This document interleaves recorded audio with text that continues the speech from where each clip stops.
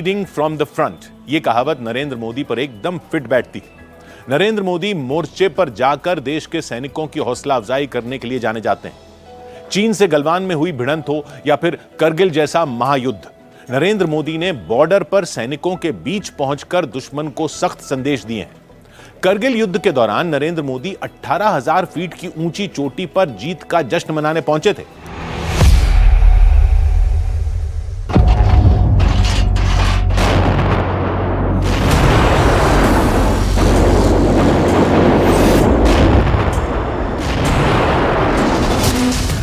आठ मई 1999, कारगिल, जम्मू कश्मीर।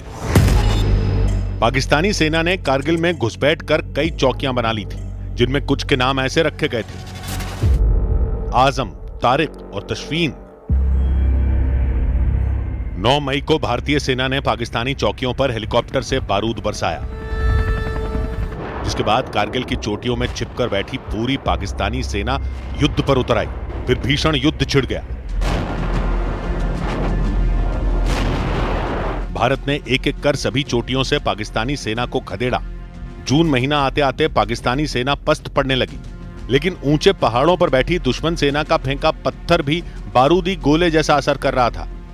करगिल की सबसे अहम चोटी टाइगर हिल पर जीत के बिना युद्ध का अंत होना मुमकिन नहीं था।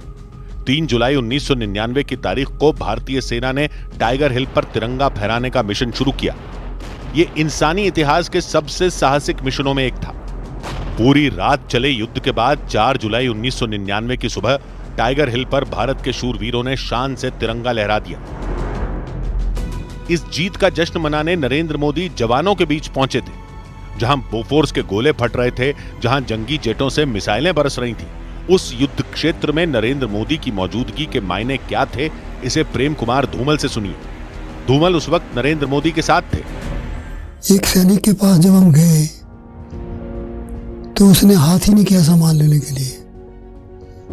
हमने उसके सिरहाने के पास सामान रख दिया, ये सोचकर कि शायद नाराज होगा या दर्द होगी या लड़ाई से निराश होगा।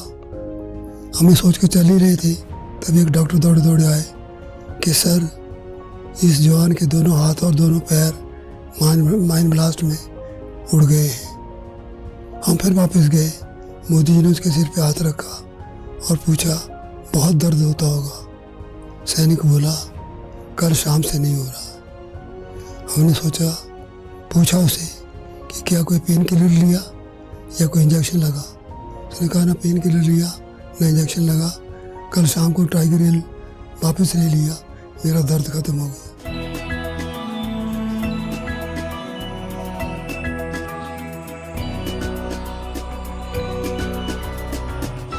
करगिल युद्ध के दौरान नरेंद्र मोदी ने करगिल, उधमपुर और श्रीनगर में जवानों से मुलाकात की थी। देश के बहादुर सैनिकों के लिए एकजुटता दिखाने के मौके पर उन्होंने दुश्मन की गोलियों की बौछार को अनदेखा कर दिया था।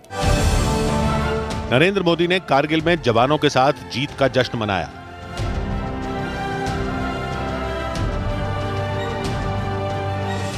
सैनिकों की हौसला अफजाई के बाद उन्होंने पवित्र अमरनाथ गुफा के दर्शन किए थे।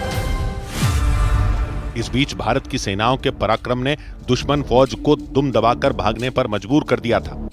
भारत से युद्ध में हार रहा पाकिस्तान अमेरिका की शरण में जा पहुंचा।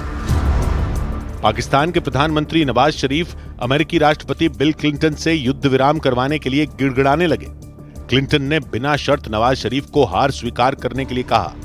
5 जुलाई 1999 को नवाज शरीफ ने सरेंडर का ऐलान किया, लेकिन पाकिस्तानी जनरल परवेज मुशर्रफ, जिसके दिमाग से बारूदी साजिश निकली थी, वो अब भी पीछे हटने को तैयार नहीं था।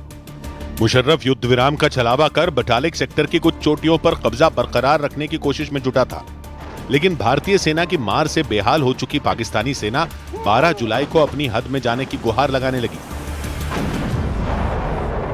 पाकिस्तान को करगिल में सबसे शर्मनाक हार मिली, जिसका ठीकरा परवेज मुशर्रफ ने नवाज शरीफ के माथे पर फोड़ दिया। आगे चलकर तानाशाह जनरल मुशर्रफ नवाज शरीफ का तख्ता पलटकर पाकिस्तान के राष्ट्रपति बन बैठे। करगिल की साजिश रचने वालों का अंजाम पूरी दुनिया ने देखा।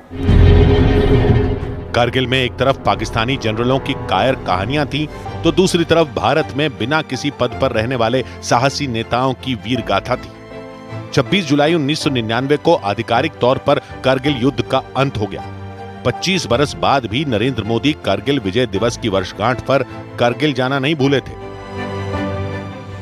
कारगिल विजय दिवस हमें बताता है कि राष्ट्र के लिए दिए गए बलिदान अमर होते हैं।